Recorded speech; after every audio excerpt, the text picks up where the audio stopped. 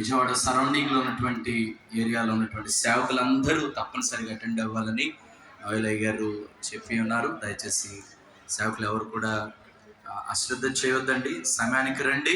8 గంటలకు Bible study, అది మనకు ఎంతో ప్రాముఖ్యమైనది. పాలు పొందాలని ప్రభు పేరిట మనం చేస్తూ ఉన్నాం. 1 గంటకు స్త్రీలకు ప్రత్యేకంగా స్త్రీల సమాజం ఉంటుంది బైబిల్ కళాశాల ఆవరణంలో.